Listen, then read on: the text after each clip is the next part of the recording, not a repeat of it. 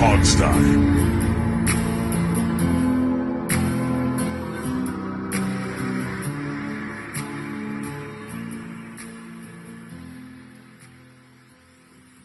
Hello, everybody, and welcome to we need rhyming weeks, right? I don't have a good rhyme for Passover. That was a horrible intro. My God, Alex, what you just like mumbled something. Welcome to. I can't hear myself. We're doing the thing where I can't hear myself again. It's very annoying. Welcome to Passover week, everybody. It's the Hogseye. It is Passover week, but that's not exactly football. No, it's football not. Sunday. Well, you pass in football. I mean, I'm stretching here a little. Little bit. Little bit. Just a little. Certainly happy. I don't know if it's proper to say happy Passover, but Happy Passover is normal. that is okay. Yep. Well, happy Passover to those who celebrate out there, our Jewish friends out there. Yes, and people like me who are Jewish, but we don't. I'm busy. I don't have time. You're a pretend Jew, okay? Yeah. Hey, listen, you can buy unleavened bread. You don't have to make it. No. You can buy unleavened bread, and then it's awful. I had food pork is awful. sandwich. I had pork sandwiches for in celebration of Passover. I had Cuban today. We had free Cuban food at the office, which was delicious. Neither here nor there. I'm going to start the show with some. We like to do our normal nonsense shows right at the beginning. So you guys can probably tell on the Skype I got a haircut. I went and saw my buddy Mauricio, who listens to our show, and he's got a new hobby.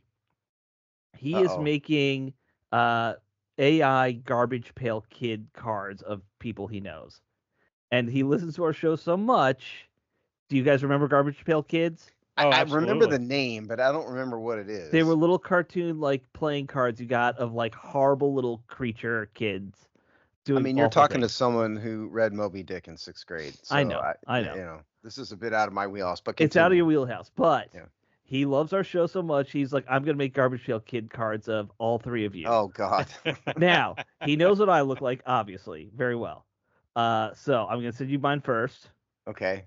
No, you realize the audience can't see this, but continue. No, I'm sending it to you for a reason. All right, so this is me. It's not terrible.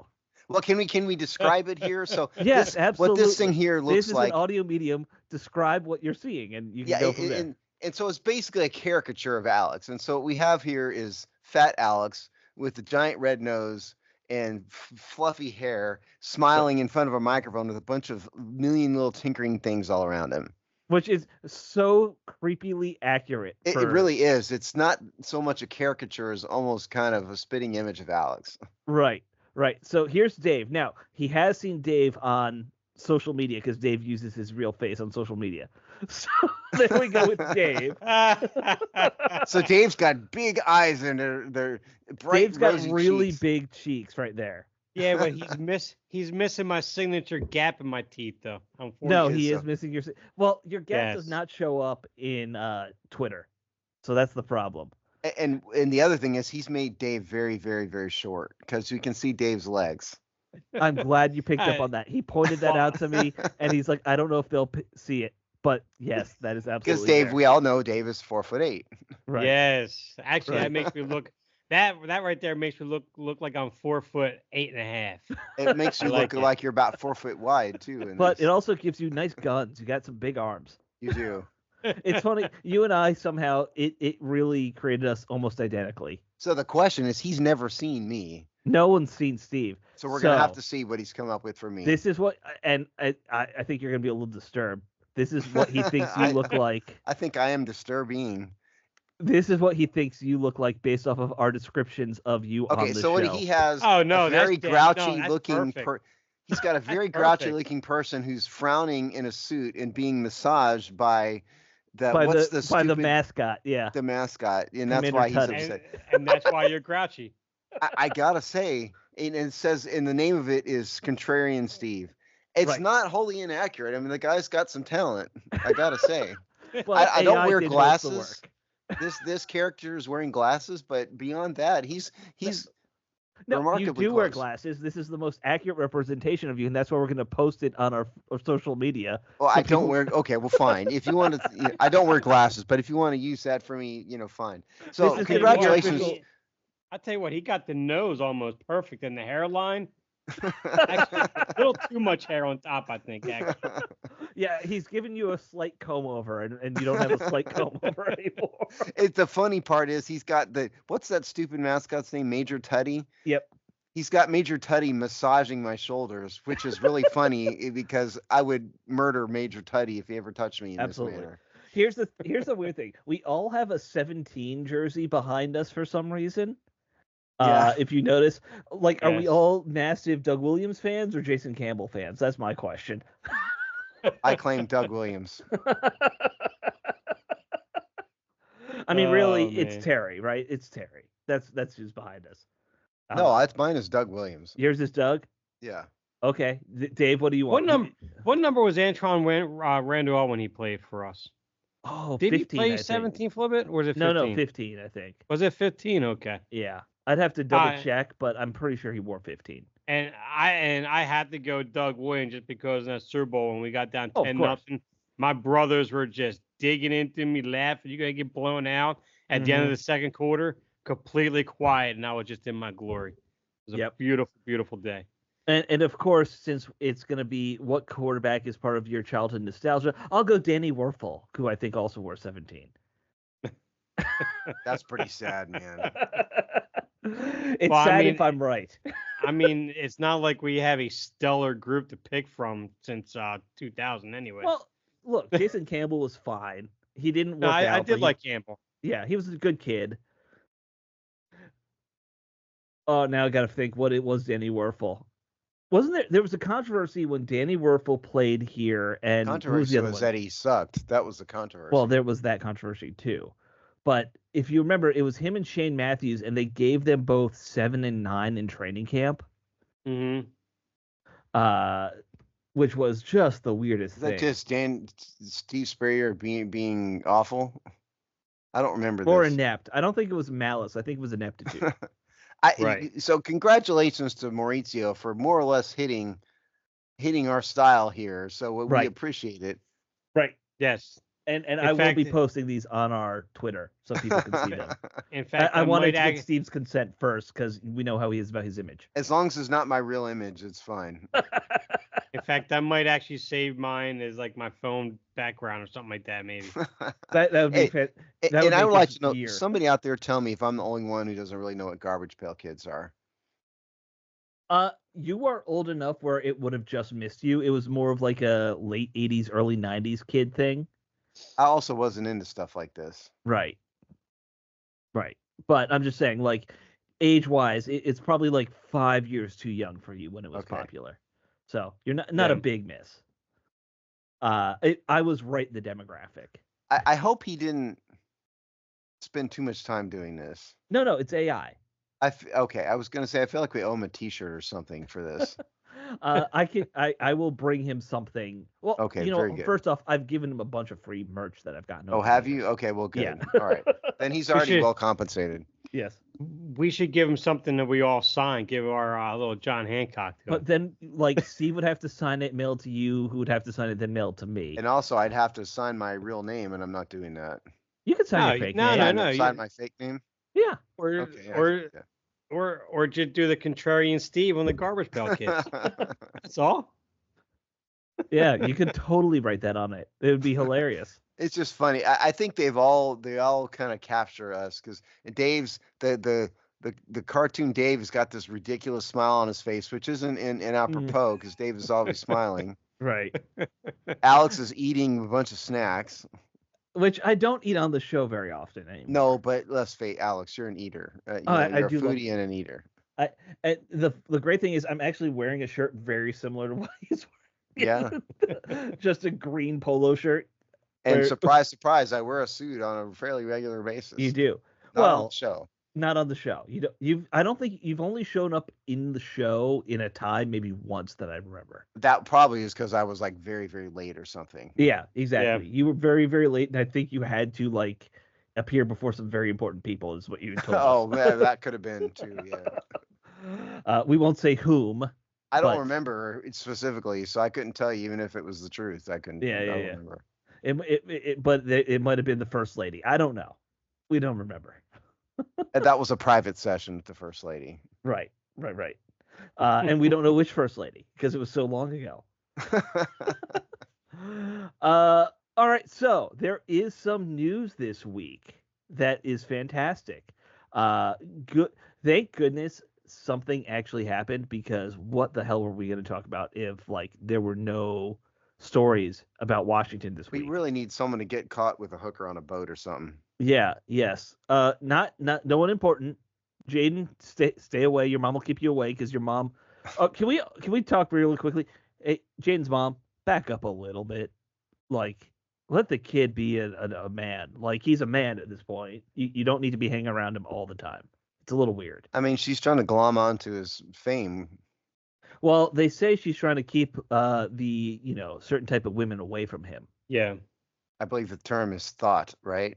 Do I have that I think millennial term correctly? a R sound. That is in one there. of them. Yes. Yes. That is one of them. I'm not quite sure what the What that origins means. or really what it means exactly, but I do Right. know it's women of loose morals is what it means. Yes. Very loose morals. That's Yes. exactly what it means. I mean, do learn a little bit from the younger set. And you pay at least 50% attention. It's apparent. Sometimes, not that much. But somebody needs to do something. Who do we not like on this team? Can we get like a backup long snapper to, I don't know, go pick We up don't have fight a at a bar? backup long snapper. Let's sign a backup long snapper. He can go pick No, up I bar got fight. no. Andrew Wiley. I was just gonna say that. 100%. Okay. Yes. We're of one mind. Andrew Wiley's the one that's got to go pick up the hooker. Right. Okay. Andrew Wiley, go do something so we have something to talk about. Thank you. Maybe we can get Laramie Tunzel to lend that face that mask he had on, and weed mask. The bong gas mask. Yeah. The hooker on a boat is more fun though. It's more fun to talk about. So that's absolutely sure. true. Absolutely true. Maybe we can get Dan Snyder to cruise back in and pick up some players. I don't know if he's allowed back in the country at this point. He might not be. Right. All right. Well, there was good news with Washington. It was leaked today by NBC4. They got some tips and they started doing their research and got some paperwork. Washington and the Commanders. I hate to say the name, but I can't say Washington and Washington. Say the C words, please. All right. The city and the C words. Thank you. The DC C words. Makes me feel better. Okay. They have, not on paper, but it seems like they have an agreement for the team to build a stadium in the city. We have some numbers to throw at you. Now, these are not final numbers, of course, because things have to be approved by the city council. There's a lot that has to happen here. But the C words would put up as much as $2.5 billion for a stadium. The city of Washington would provide $850 million for infrastructure. That's roads, that's tearing down the old stadium, I assume. It would be utilities. Utilities. Like, you got to have special extra wide pipes for water to go to a stadium. It'd be utilities, period. I mean, that's what cities do. Right. It would be roads not just for the stadium, but for the mixed-use facility of like commercial and residential that they're also planning on building with this. So we have some pricing in there. The plan, from what I've seen, is the city would contribute about $125 million a year for the first 5 years to get up to $500 million. And then after that, for the remainder of whatever they owe, it would be a tax added on to that area. So whatever taxes they raise from that property would go to paying off the rest of the $850 million. So we have those numbers. We don't have a lot of detail, but it's pretty good detail for a news leak. Yeah. So look. Yeah. Don't get too excited.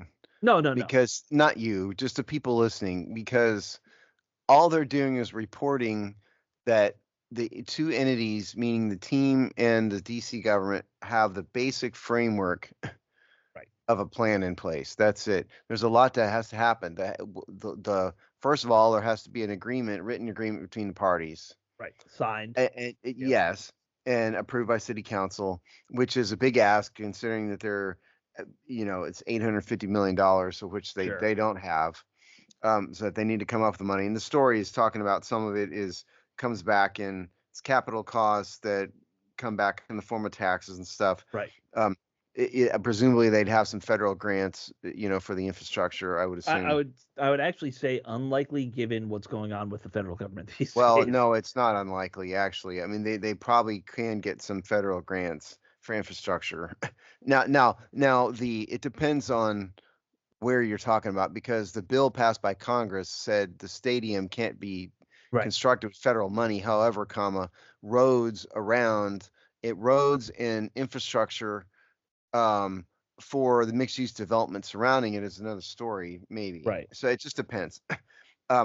So there's a lot to negotiate, is what I'm saying. I am really, really surprised about this. Not because of RFK. I mean, there's a nostalgia bit. I know why the team would want to be there. The idea that the team is willing to put in $2.5 billion when they really didn't have to. They could have marched out to Maryland. Right. Especially maybe Virginia, but especially Maryland, and not paid a thing, or at least not a lot. Mm-hmm. I'm impressed that Josh Harris is willing to make this kind of investment. I mean, that's a serious number. Even if it's not 2.5 in the end, like 2.1, it's still a big investment. Now, I mean, the team can't own the stadium, but that doesn't mean that the two entities couldn't come up with a framework wherein they will be able to collect some of the revenue generated from the stadium, not just tickets, but like other parking, food. They could cut a deal where this team could get reimbursed for some of it. But I'm telling you right now, get ready for giant PSLs. There's no getting around it. Not for me. Maybe you're not going to do it, but if you want tickets, season tickets, I can promise you there's going to be PSLs in this. Yeah. The money is not going to work any other way. $2.5 billion is almost more than anyone south of what's his name in the Rams? Kroenke. Yeah. No one has put this much money into a stadium but Kroenke. Right. Now, a lot of people are saying, look, it's still not a done deal, and yeah. I'm saying it's not a done deal. They're reporting on leaks that the two entities are talking about a basic framework of a deal, and that's it. That is not close. I do these for a living. I'm telling you, it's not done until people have signed it. Of course. And I agree with you. But if you are kind of like, well, what if the team wants to go back? Some of the things that I listened to a bunch of interviews about this after the story broke. The team hasn't been talking with Maryland or Virginia is one thing. Right. Another tidbit: the team has already hired the same architectural firm or city planning firm who has been working on Amazon's HQ2 in Arlington. They're already working with them on how to redevelop this whole 150 or 180 acres. Yeah, let me hit that real quick. Yeah. So the whole hunt. So what we're talking about here is a stadium, but surrounded by some, not huge, but some amount of mixed use development around it. And what that means is commercial, restaurants, stores and stuff. 180 acres is not a ton of land for this. I'm telling you guys right now. So they're going to have to compromise on something. Parking lots. Yeah, they're talking about building multi-deck parking lots. I think they'd have to because I wrote a piece about this a while ago and compared the size of some other stadiums, and 180 acres just isn't a ton. So I think they would really save space if they built some parking garages, but that's also very expensive. Yes. Right. Some of the other interesting things that came out, and there was one thing that one guy casually mentioned in an interview, and I think it was the NBC4 reporter was in this interview, and he said it. And he just threw it in there as like a casual line. I thought it stood out a lot to me. I don't want to get too political, but anyone who's local knows DC had this issue with the last congressional budget where Congress accidentally told DC you have to cut your budget by $1 billion, even though DC's budget is all balanced and was already planned out. Apparently, for some reason, the team got heavily involved in lobbying Congress to fix that, to try and undo this mistake in the congressional budget for specifically getting the city's budget back to what it was supposed to be. So that to me tells me the team is not just involved in, hey, we're having this conversation. They're like really actively trying to make sure that their business partner, the city, has everything they need to make this deal happen. So I think that's not necessarily a sign that it's gonna happen, but it's a sign of just how close Mayor Bowser and Josh Harris have become in this whole situation. And let's also not forget that when the stadium property deal was done and it was signed by the president, who was in the room? It was Bowser and Harris. They were in the room with the president when he signed that into law. Right. So I'm impressed that Josh Harris cares enough to put in a lot of his money into this when he didn't have to. Sweat equity. Because I think if you gave, well, I mean, if you gave Redskins fans true serum, 100% of them would say they'd rather have the stadium at the RFK site. Absolutely. Just from the nostalgia piece alone. Mm-hmm. I mean, Maryland's okay, and some people, residents of Maryland, I used to live in Maryland. I lived in Maryland and Virginia. And people would go to either stadium, but it's more in keeping with the history of the franchise, which they've totally ignored, basically, by destroying the name Redskins. But it's bringing a little bit of piece of the past back, and I think that's good. Yeah. The only thing about that though is that they go in there with this branding that they have right there. To be honest with you, I'd much rather you just put a nice little gravestone on rest in peace Redskins right there and not build a stadium and keep it in Maryland unless you get a rebranding that's a heck of a lot closer to what the Redskins was. They'll never be Redskins again, but what they are right now. Well, that doesn't mean they can't celebrate Redskins. No, that's true. They can. I think you're right. I don't think they're going to. It's not gonna carry anywhere near that nostalgia for me when they get in there because it's a completely different team, a completely different organization for me. Yeah, they're gonna be in DC, right where the Redskins were, but it's not the Redskins. So I agree with you wholeheartedly. I mean, I'm even farther down the road than you are on it. And that's partly why I've never really cared about it. My opinions on all this have been based on money. Sure. Because he could spend a lot less money in Maryland or Virginia. I struggle with it like you do because the Redskins are dead. I don't pretend this isn't the Redskins. This is some expansion team with a bad name. But he's trying to do what he can to capitalize on it because some people have bought into it. Some fans. Yeah, sure.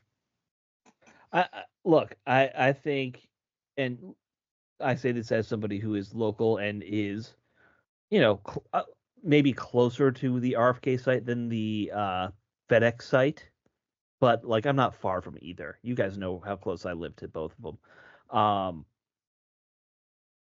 I think it's a smarter move to put it in DC purely from putting the nostalgia aside.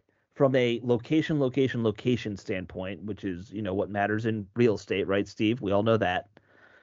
You'd much rather put a stadium in the city closer to Virginia, closer to the center of the metropolitan area, so everyone's more equidistant than Landover's not that far out, but if they'd moved to like Virginia where they were talking about, some of those areas are way far out from everybody. And that and yeah, you'll get people in the stadium, but you're just going to alienate huge swaths of your fan base the further out you move from Maryland, or if you move further into Maryland away from Virginia somehow. I think the FedEx Field location is fine. I don't, the urban people like you may not like it as much. I thought it was fine. Going way out in like Centerville, Virginia or somewhere, that's a problem. Right. Yeah. Right. Now, one thing about strictly this, for Maryland fans, admittedly, but one thing about this is the residents haven't wanted this, currently don't want this, and aren't going to want it in the future. This, according to this, so by the way, if we want to read about this, we found a story on NBC4 Washington right, they're website. The ones who broke it. Yeah, it was called DC Commanders Yeah. Close to $3 billion deal for a new stadium at RFK site by Mark Seagraves, published on the 16th. And I use the C word, because it was in the title. Sure. But he mentions in here the opposition by the locals. They've been talking about it for a decade at least now, and they are trying to get a ballot initiative together to change the zoning to not allow this. And and I don't know the rules about the DC rules about ballot initiatives by the public, but there's going to be some way to do it. And so hypothetically, the residents could kill this if they got enough support. Well, so there are rules about ballot initiatives. There is an interesting rule that allows the city council to also kill ballot initiatives at will. So that could, they could try and get a ballot initiative going. And here's my thing about NIMBYism. No matter where you want to put a stadium. NIMBY is not in my backyard. Yes. No matter where you want to put a stadium, people will not want it in their neighborhood. Steve, you've worked on multiple high land deals. I'm sure every single land deal you've worked on has had some level of NIMBYism involved in it. Not all of them, but a lot of them. Yeah. Okay. Yeah. Maybe if you're building the mixed use development here, and it's going to mean they have a new grocery store. I've had NIMBYism in stadiums. Sure. I've had NIMBYism on apartment complexes. Right. On commercial development, people that want some commercial thing in there. Yes, it's there's a lot of that for sure. Right. And that there is NIMBYism in this here, which is the local residents don't want a giant. Hell, I wouldn't want a giant stadium in my backyard or a mile away either. I understand what they're saying. If the DC council rules do allow them to just kill a ballot initiative, then they could just. Yeah, there's a mechanism to doing it. They've done it before. So my gut tells me if the chair of the DC council gets on board with it, and from what I heard in one of these interviews, as long as the team's paying for a big bulk of this, he's going to be more okay with it than not. And the team is paying a big bulk of it. It's a really big step for the team to pay as much as they're paying. Right. I think I can't that remember off the top of my head one entity paying this much for a stadium, again, outside of Stan Kroenke, who's a real estate developer. What did the Raiders pay anything for theirs or no? I think Vegas picked up most of that. Yeah. Yes. Okay. And I know Buffalo picked up all of the city picked up all of it for that. What's the Giants and Jets stadium called now? MetLife. Oh. MetLife was privately developed, but it was both of the teams put the money in. Right. I do remember a weird thing with that where that kind of happened, and they were told the Jets, no, you're putting money in, and the Jets were kind of forced into it. Yeah. The Jets were looking to move into the city, and then they were told no by the Giants and maybe some dude named Vinny. I don't know. Vinny the longshoreman. Right. What you think you're gonna leave New Jersey, huh? You think you're gonna leave New Jersey? Yeah. No. But I think it's if this happens, which again is a question mark. Right. If it happens, I think it says a lot about what Josh Harris kind of wants to do with the team. I have to think, to Dave's point, he's going to try. You're not doing this unless you're capitalizing on nostalgia somehow. Oh yeah. Right. What is the point? Well, unless there's a benefit. He has already said they're going to change the uniforms back to looking more like the old Redskins uniforms. Let's hope. That's one of the things they want to do, is go with more of a retro vibe, go back to the glory days or something along those lines. Now, I don't know which old Redskins uniforms he's thinking of, but I'm assuming the 80s look would be my guess. Because they've realized what they did was a mistake. But he wasn't there for that. He was not his mistake. Right. Yeah. No. He inherited a massive disaster and the worst PR campaign of all time. It was just amateur hour. We've been over this. Right. Inheriting a collapsing mess like that is tough. All right. So we will see what happens with the stadium. I don't know if you have any parting thoughts here. My parting thoughts is that, according to Wikipedia, Garbage Pail Kids were available from 1985 to 2007. They were available that long? That's what it says. Wow. Yeah, So I thought they died 1985. out late 90s. I thought early 90s they died out. So I mean, I would have been around for the early days of You would have, yeah. garbage. I've just We're never. not saying you didn't exist during the Garbage Pail Kids. It's definitely not my thing. No, definitely was not your thing. No. Did you Google and see what they looked like? I did it on Wikipedia, so Did they have an example there? they Of do what have an example, which is along Yeah. the lines of what Mauricio has done for us. Right. Ours are actually fairly tame in comparison. Yeah, like the example on the Wikipedia page is a guy's head exploding, which Right. is pretty funny, called Atom Bomb. Yep. There was that. There's a lot of poop humor. At least the he didn't Garbage do Pail that. Yes. That's good. None of us are pooping in these. That's why I'm okay to share them on our social media. Well, I can see it now. Steve's going to be Googling for the rest of the night, and we're going to come on here next week and say, guys, look what I got, man. I found a vintage garbage pail here, and look at this right here. I can promise you I'll forget about this in a second we hang up. We assume Steve is not pooping in this Maybe card. that's why I have a frown on my face. Maybe that, and you're getting a massage while you're pooping. It would be the worst feeling ever. That's why I'm frowning in the image. Yeah. All right, let's move on. We do have our position group breakdown to get to. I will say it's not a position group breakdown. This is the draft. Free agent. No, draft, this is draft. Yes, draft breakdown. You got to keep it straight, man. Yes, we're breaking down the position group in the draft. Yes. Yeah. As we've been doing for weeks and weeks and weeks. As we have. Right. Now I will say before we get to this, Washington did their bit again of inviting 20 or so draft picks all at once to play Top Golf together. Remember they did this last year just before the draft, and that's where they decided that Jaden was really going to be their guy with watching how he acted with the other players. They said.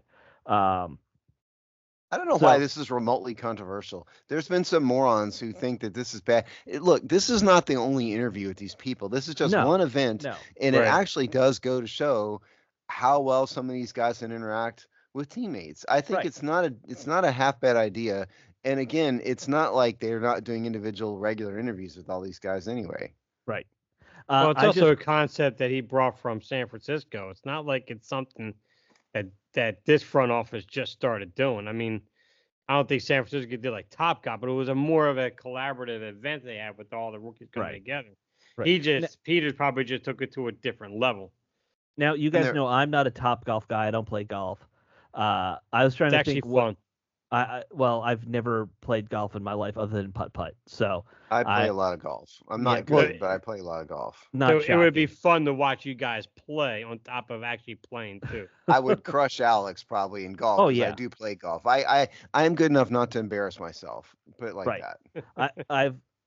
My grandfather took me to a driving range when I was 10, and I think that's about it.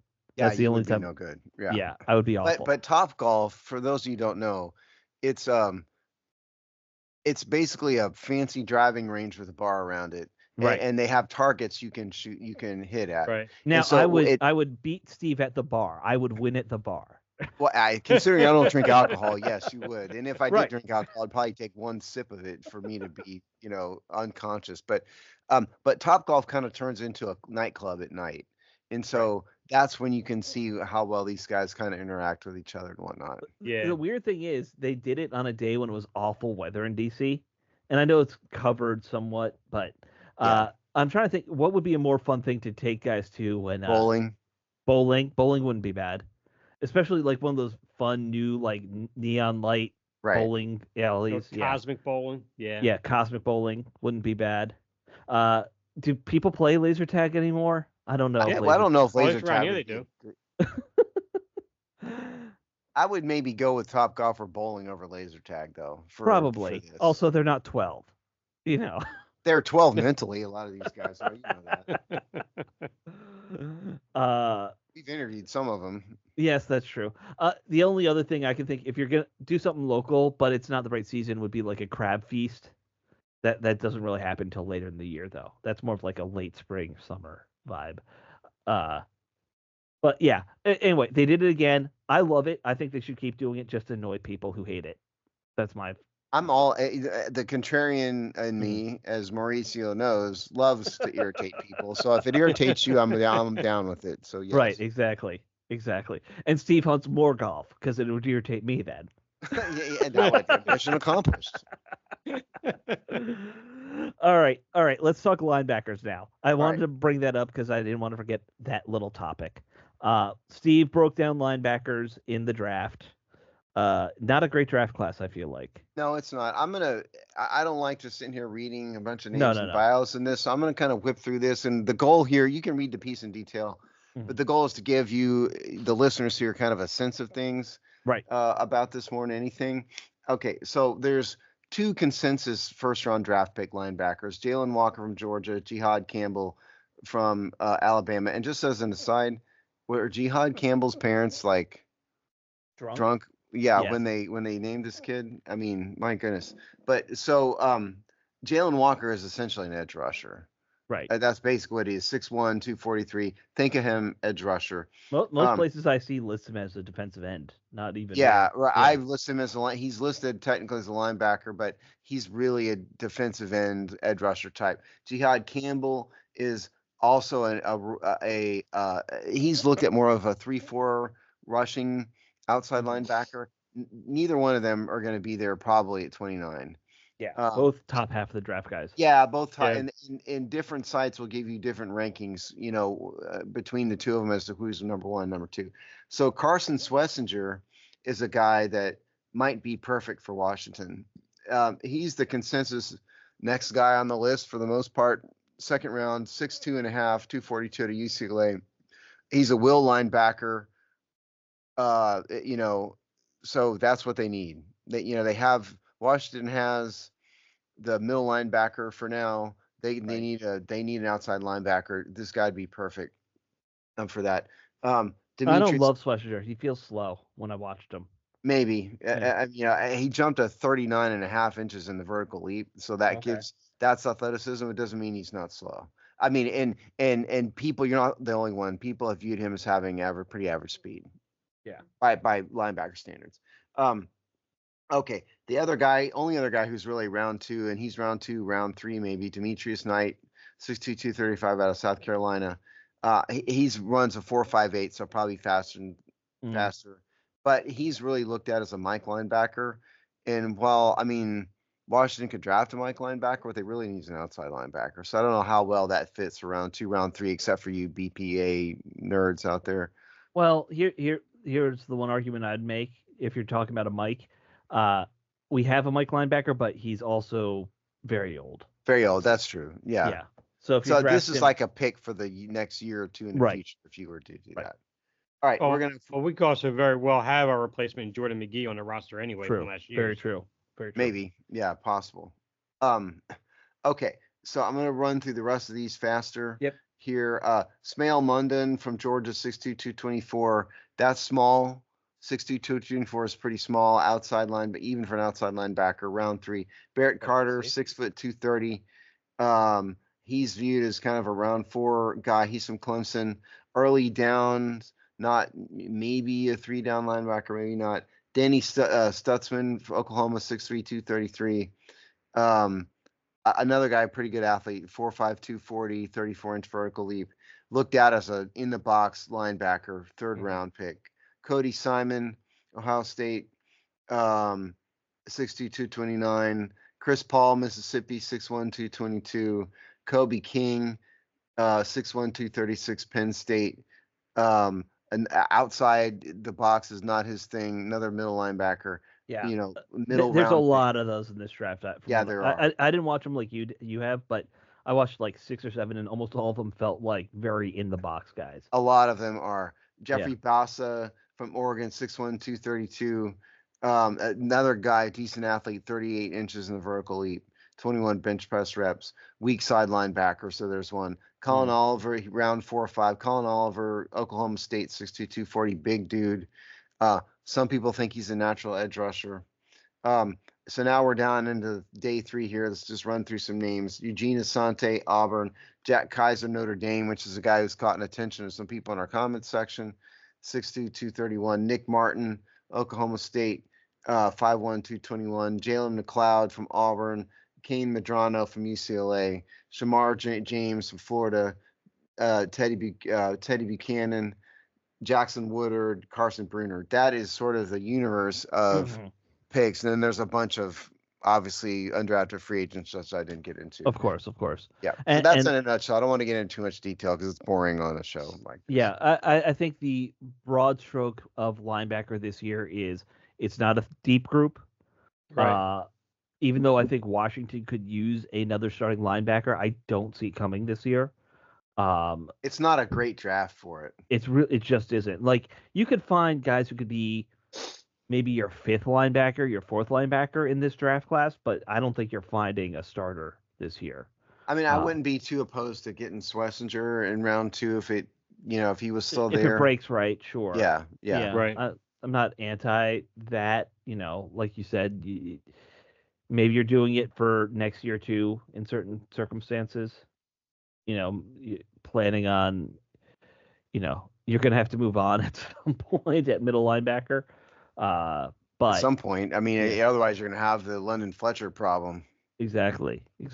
And while we're doing this, I just wanted to, in terms of draft, I published last week the odds of success in the second round picks. I did a ton of analysis. I'm not going to read all this, but just know that once you get past in every round, it's a long shot to find a quality player, including round 1. But once you get past round 1, it really goes downhill a lot. So, I mean, I don't think you guys out there who just assume somebody, like the Brandon Colemans of the world are just going to be starters. Odds are against it for this. Right. And part 4 of this, which I'll publish next week, is going to break down rounds 3 through 7. Mm-hmm. And because the odds are so low, I'm just finding the analysis, which I'm halfway through, is who just became starters, solid starter, who became regular starters, and the numbers are incredibly low. Right. Now, so we are almost done with our rookie breakdowns. I had the privilege of doing the final one, which is going to be super exciting, everyone. I hope you're excited to hear about 12 different long snappers. That's going to be the most important position of this last one. I beat you on the nerd level last year when I called the long snapper guy. You will always have the winner there. You will always have one. I called the top long snapping coach in the country. Yeah. Right. Who happily picked up his phone because he's never received a phone call before. That's exactly right. And he gave me the 3 names, by the way, that all got drafted. He was 100% right. No, he nailed it. Now, I don't think any of them worked out, which is just amazing. No, but I mean, yeah. But no, I broke down special teams and then, of course, quarterbacks. And for the first time, I think special teams is actually more important for Washington than quarterback in the draft. Stranger things have happened. Right? But especially I don't know kicker. What it is. Yeah. Oh, yeah, we need a kicker. We so need a kicker. But I hope you didn't break down kickers, did you? I did break down kickers. But we're reasonable adults. We all know we're not drafting a kicker. I hope not. But they should grab one of the rookie kickers after the draft. That should be a priority. But we'll talk about that next week. Another draft topic we wanted to talk about has to do with, let's just say, my most hated college team now, because I've really just, because of Deion Sanders, I just now hate Colorado. He annoys me so much. I just hate the team. And it's not that he's forcing the team to retire his son's number, which just pisses me off. That's absurd. But there was another story that came up, and that was a rumor that Travis Hunter has told teams he'd rather retire than only play offense or defense. He wants to play both. And I want to talk about just that story in general, how absurd that is. But I do want to ask you guys a question to follow up on it. So I want your first thoughts on that, and then we'll go with the question. My first thoughts is I don't believe Travis Hunter for one single second. Sure. I think that's a total bunch of horse hockey, to put it in the words of Colonel Sherman Potter. Old reference for those of you who know. And I knew it right away. The Shamar Sanders thing, it's just utterly ridiculous. I hate Deion Sanders for stuff like this. Yes. I don't necessarily hate him because he played for Dallas. I hate him because of who he is as a person. And Right. this is just another example. And by the way, he ain't that good a quarterback, okay? He No. didn't win anything when he was, they didn't win a national championship. He didn't win a Heisman Trophy. And they're retiring his number immediately. There is a list of other people from Colorado that took years and years and years to get their jersey numbers retired who are much better players. And because Deion Sanders is involved, Right. yeah, it really annoys me to no end. But He- the Travis Hunter thing, I have no respect for that, and I don't believe him for a second. On the other thought, somebody pointed out Cordell Stewart played for Colorado. Cordell Stewart probably will have a better NFL career than Sanders. So, calm the hell down with the Sanders hype. Dave, what's your thoughts? Oh, for one with Sanders, I think he's going to in the later rounds. Probably, I think Pittsburgh's going to make that swing for him anyway. I mean, they got Mason Rudolph as their top quarterback. They need a quarterback. But as far as Sanders, though, man, that's the shame of with Sanders. I think he is actually a pretty good kid. He's not as flamboyant as what I don't say flamboyant because people take that the wrong way. Let me change that word. But he's not as outspoken in terms of arrogance. How about flamboyant. bombastic? I think flamboyant was the perfect word. Well, yeah, but you have to understand the one aspect of that definition. People seem to get offended. I really by couldn't care less now. that they are offended by it. If flamboyant is the perfect word to describe Right. it. He peacocks a lot. He's bombastic. I know what we all know yeah. what Dave's getting at with it. Right. I couldn't care less. I mean, it's flamboyant is a perfect description. Yeah. But I think all those words are apt. Yeah. It's because the one thing that I have noticed with Sanders on that roster, and he's always taken more of a team-oriented approach than what his father ever had. I think he's overall a good kid, unfortunately overshadowed by his father and his antics. And I mean, you remember what it was like 3 months ago, they said, well, he's going to dictate which team drafts him. Like we knew that was going to happen. Right. I mean, that was never going to happen. And that was all Deion Sanders speaking. If Archie Manning couldn't dictate, right. Deion Sanders isn't either. Archie Manning did dictate though pretty well. Well, he didn't dictate where he got drafted. They forced a trade. But still. It forced a trade, and it was only one team that they didn't want. That's right. It was the Chargers. team they got. Yeah. Exactly. It was only one team. But I mean, you're talking Deion Sanders had like a list of like 8-10 teams or whatever. You are not to draft this kid.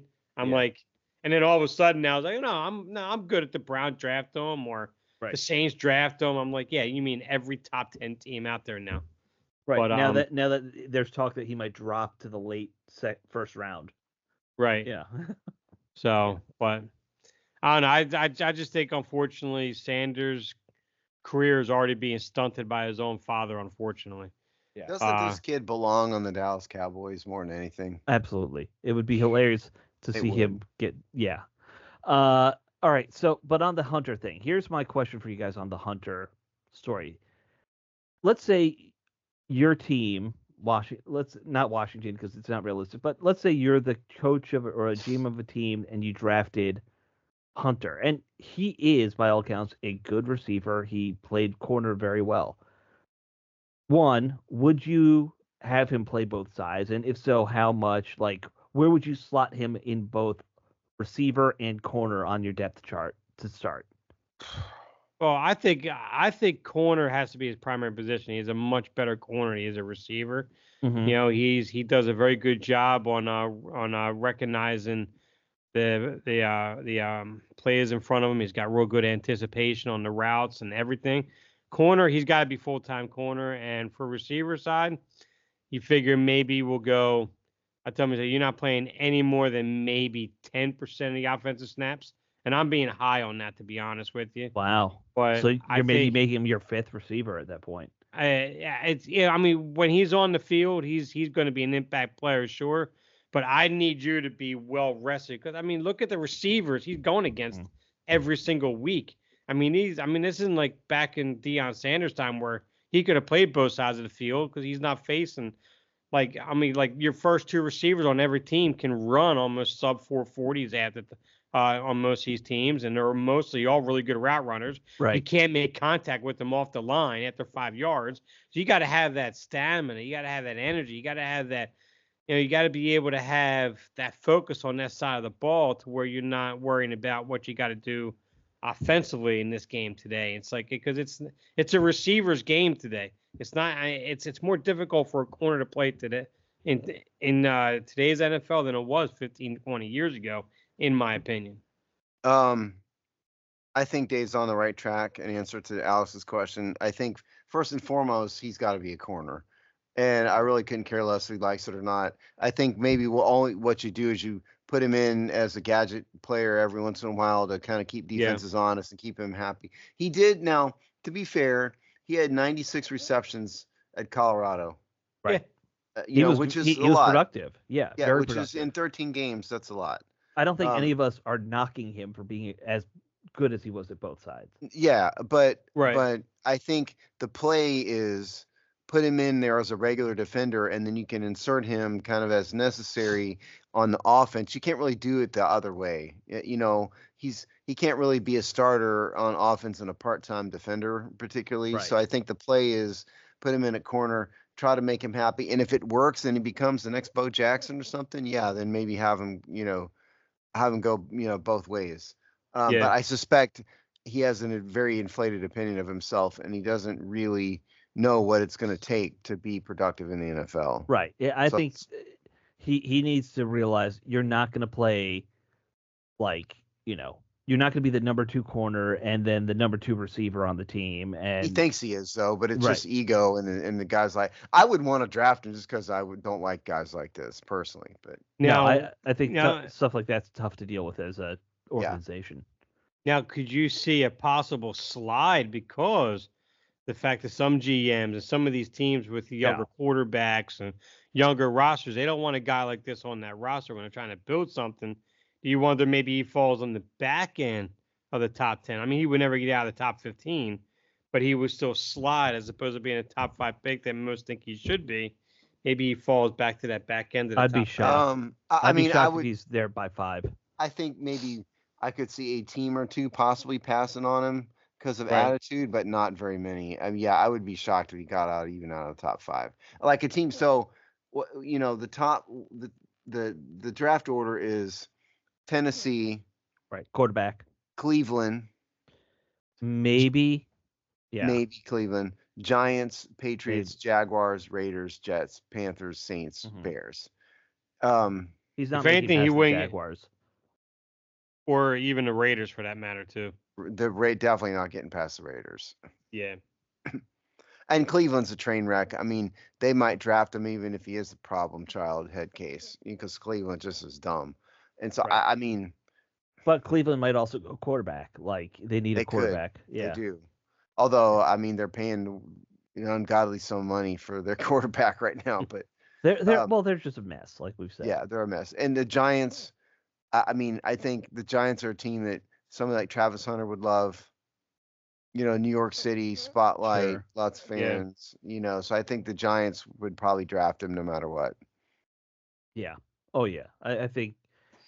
I don't think I doubt he makes it past the Giants, like you're saying. But let's say hypothetically, Cleveland goes quarterback, Giants go quarterback, because again, you're talking about teams that are quarterback needy. And even though I think it'd be a mistake for both of them, they might draft a quarterback. Possibly. It's not really a great draft for quarterbacks, so. Actually, if Abdul Carter's right there for the Giants, I don't think he gets past him, and I don't think he gets past the Giants anyway. So. Okay. That's another, because there are those guys who you're like, these are your top 5 guys, right? But I think no matter what happens, the Raiders aren't passing up on Travis Hunter. Probably not. Yeah. This is right up there. Something like this is right up their alley. Yep. Yeah. So is Shedeur Sanders. I think that seems very not Oakland, LA Raiders. I think Dallas. If any team deserves to have to deal with it, it's Dallas. It would still because Dion would be all over him, all the time, and that's funny to me. You do know then by next year, this time, Deion would be the head coach of the Cowboys, right? I was just thinking that, actually. Yeah, right. I was just thinking that. Sorry, Marty Jr., you're fired. You're out. Right. Get out. Yeah. All right. Final topic that we had on today, because we got a few minutes left. Why not just cover this? Trade rumor nonsense. So I saw Emphasis this on week. nonsense. Yes, this is emphasis on nonsense, because I saw this week that the Dolphins are going to look to trade Jalen Ramsey, and the first suitor for the possible trade partner is Washington. Just like with Hendrickson. And Dave, you were saying you saw a rumor about T.J. Watt being traded to Washington. Yep. Folks, we have some cap space left. We do not have enough cap space left for another superstar. Yeah, you could look on Spotrac and they say there's 26 million left, but that's not the right number because you got to factor in the rookies. Real and numbers about 8.5. Yeah.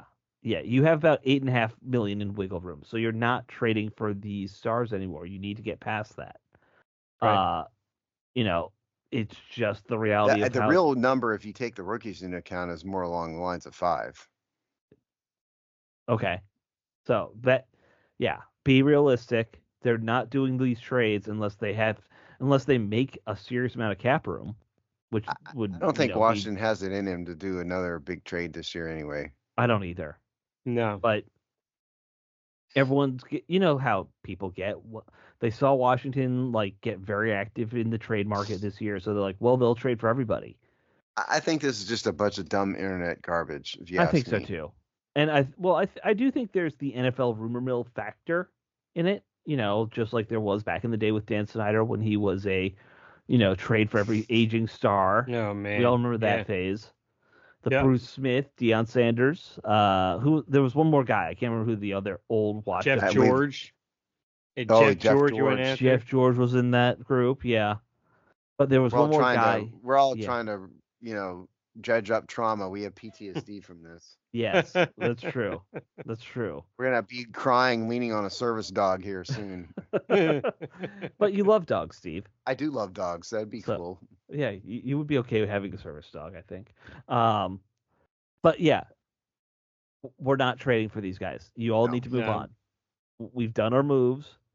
If they wanted to make trades of these stars, with big contracts, they would have done it early in the season, not this late. The only way they could really do it is they'd have to trade a player away with enough contract space to do it. Right.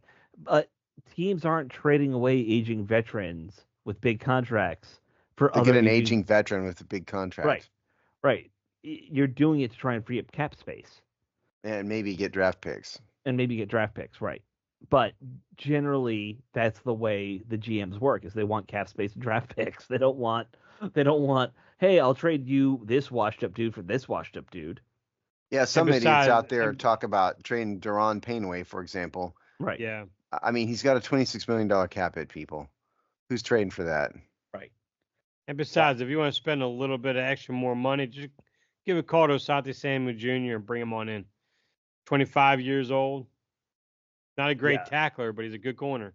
I would much rather pay for somebody in their 20s than someone who's, 31, 32? Right. Yeah. Oh, yeah, absolutely. Yeah. And look, Jalen Ramsey was a great corner in his prime. If you grabbed him as a free agent or something, sure. But one thing I can guarantee, they are not trading for another high-priced corner. No matter what else happens, they're not trading for another high-priced corner. I can promise. I would bet my life on that. Football economics. You can't have two elite corners like that anymore. No. Yeah. Definitely not. Yeah. And it's a shame because that would be a lot of fun to see. But you're never going to see it, I think, in the modern era. So. Not on the basis of trades. You could see a team lucking out and drafting two guys like this. Nobody's trading for this. Last year. Right. Yeah. Right. You have to draft. You have to get lucky in the draft, get one or two. Maybe you can have one guy there and draft one, but, anyway. All right. So yes, stop being stupid. Stop looking at trade rumors at this point. Focus on the draft. That's what you should be doing all this week, folks. That's the important thing that's coming up. Don't worry about the fact that you didn't do your taxes and you missed tax day. Don't worry about the fact that it's 420 this weekend, and Steve doesn't get that reference. But why do you think I don't get? I don't agree with the reference. I know what the reference is. We are not supporting that on the Hogstye. We're not supporting watching football on 420 and possibly celebrating Passover at the same time. It's a whole complicated mess. It is kind of a congruence of a bunch of different circumstances, isn't it? It really is. It really is. All right, guys. But focus on the draft is the key for this week. Everyone put your good draft vibes out there. We need to get like a superstar to follow us. So that's what you all need to focus on. Spread some rumors about one of these elite players on Twitter so maybe a team doesn't draft them. And in terms of shows, I think we've decided that we're going to release next week's show a day early on Wednesday. Yep. So look for that on Wednesday. Yep. Yeah. There's that too. So we will talk to you all next week. All right. Later. See you. And we're going to bet on who forgets